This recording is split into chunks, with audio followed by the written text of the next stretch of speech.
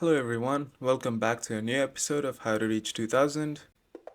We get the white pieces, let's play d4, bishop f4, this is the London system. f6 is an actually interesting move against the London. Their idea is to play knight to c6 and try to play e5. I'm gonna play e3.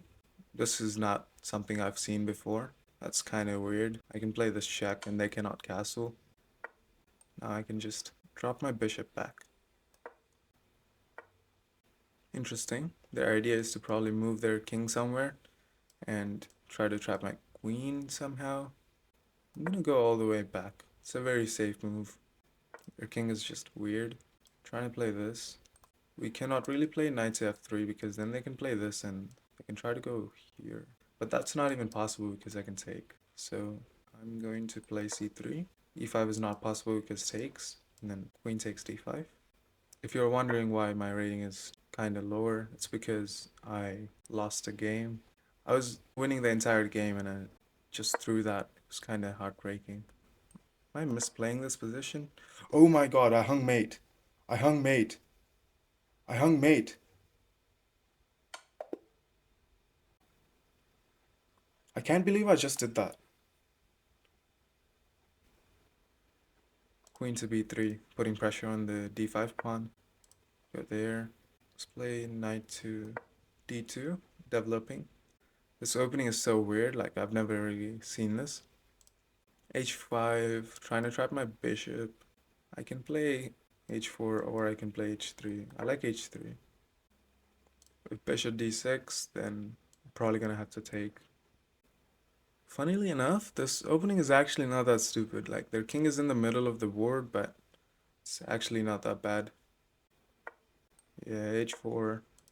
In my opinion, it's overextending, but I don't know if I can prove that it's a bad move. Okay, let's play knight to f3. I don't really understand the idea of this. That makes some sense, but also it's not the most sensible move. It's kind of hard for them to play g4, so bishop to d3. They move their king over. That makes a ton of sense. I really like castling queenside and then bringing a rook to the e-file and playing this. Or actually playing this straight away. I like both and I don't really know which one's better.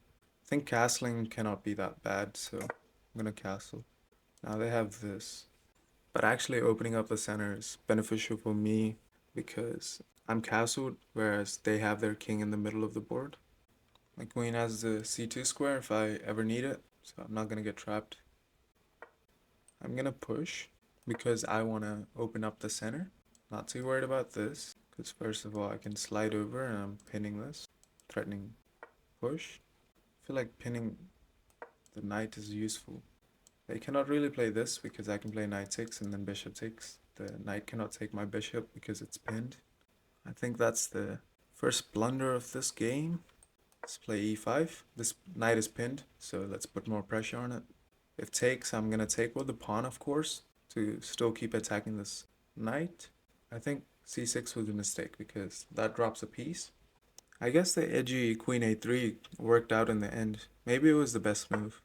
Okay, that's not gonna cut it. I can take this, but actually I prefer taking this. I don't have to rush the process. I still have plenty of time. I can just relax.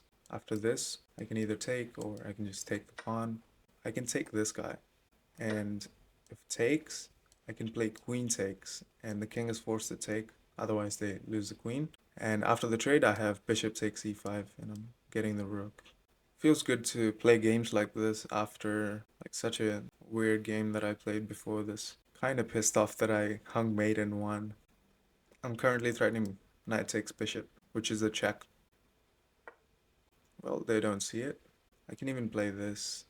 Yeah, this is better because I'm winning the queen. This is a check. Let's take the queen. Let's take this pawn.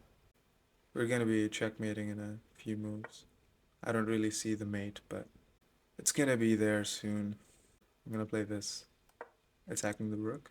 Also, I'm threatening bishop to h7 and knight to g6. It's actually really hard for them to stop the mate. If they play bishop here, I can just take. and then take this. Let's pre-move and get this game over as soon as possible. I played at 84.0 accuracy and my opponent played at 60.9 accuracy. d4, d5, bishop f4, and f6. Interesting, but not the best approach.